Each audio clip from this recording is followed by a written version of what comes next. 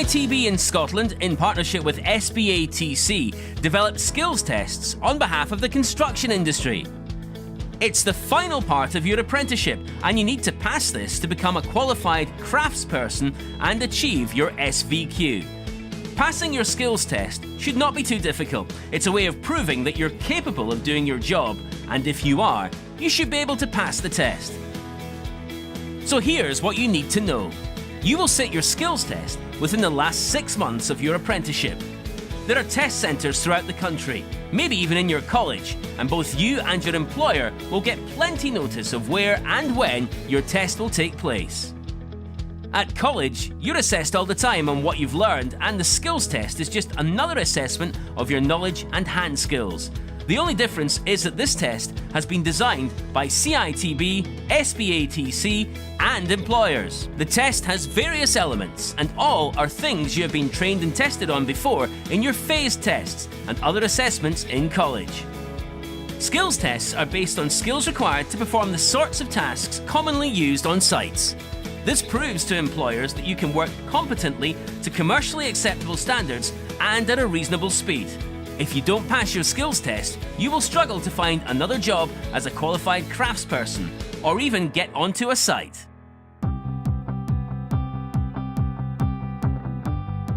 It's really important that you do as much as you can to prepare for your test. You should download the Test Candidate Guide from the CITB website to familiarise yourself with the content of the test.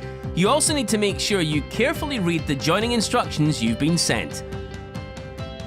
You should speak to your employer as soon as possible if you feel you need any refresher training, so that on the day you are confident and have the ability to pass.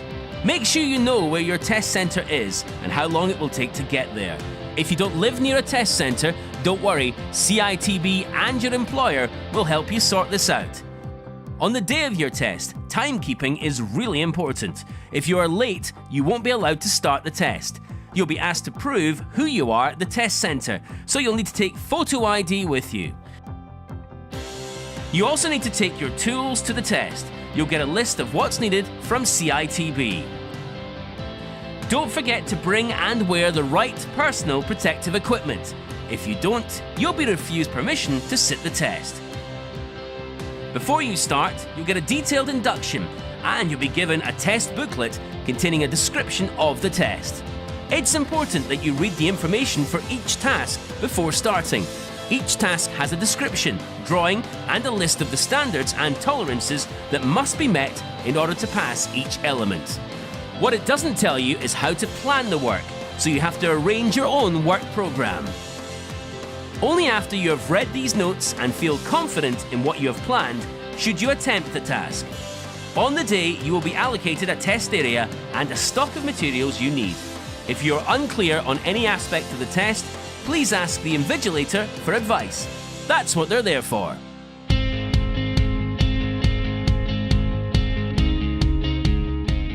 The skills test for bricklaying lasts 8 hours over 1 day.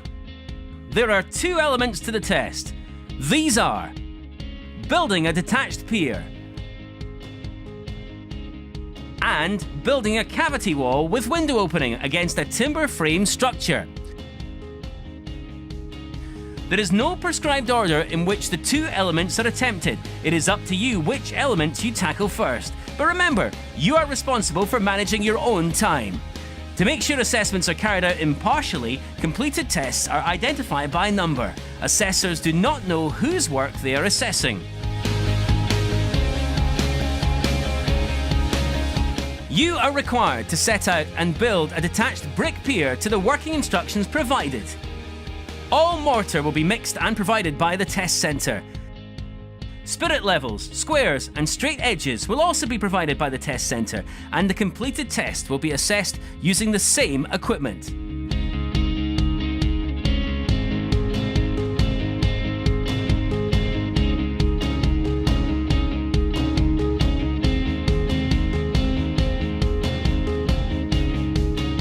You are required to set out and build a cavity wall with a window opening against an existing timber frame structure.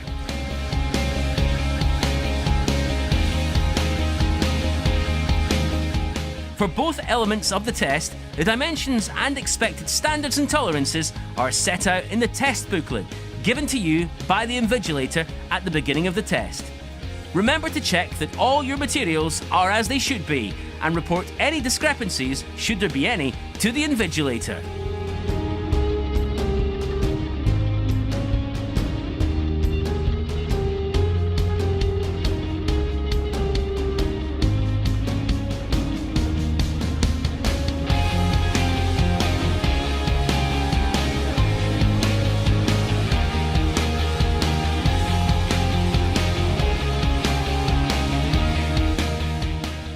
The assessment process. Once you've finished and left the test centre, your completed test will be marked by an independent assessor appointed by SBATC. They use a marking schedule which contains the same standards, tolerances and dimensions as the test booklet given to you. They will then record whether you have met the required standards for each point. Your test result will either be a pass or fail. There is no grading system, but you will be given your score later in a letter. The assessor will mark the completed pier for accuracy within the given tolerances to ensure that it is set out correctly, square, gauged correctly, plumb, level, and that the faces are within the tolerances and that the joints are even, full and have a half-round finish.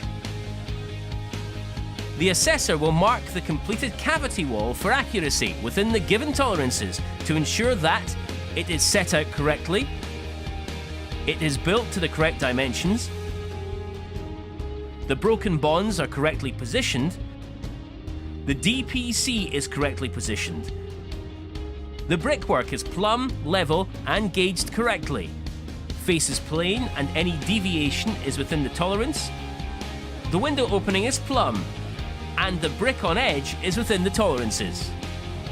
The completed work will also be checked to ensure that the ties are correctly positioned, that the cavity is clean, and the face work is clean within the correct joint finish.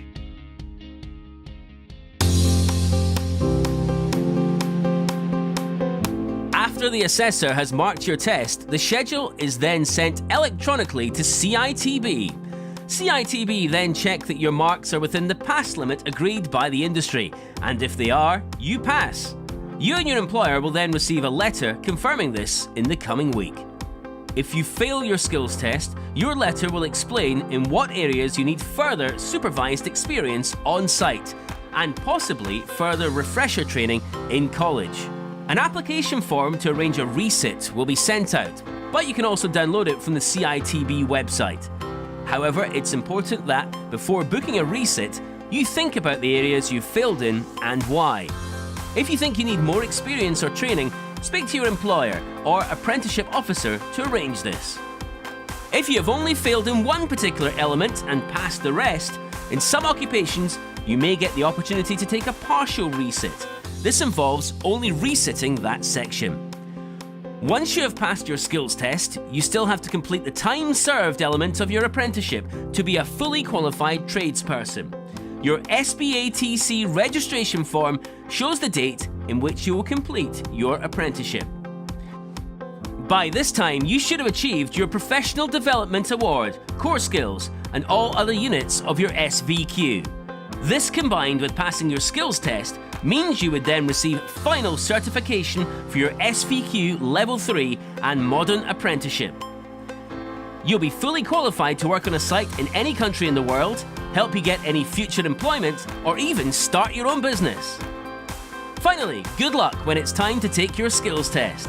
If you need any further information on skills testing, please look at our website, citb.co.uk.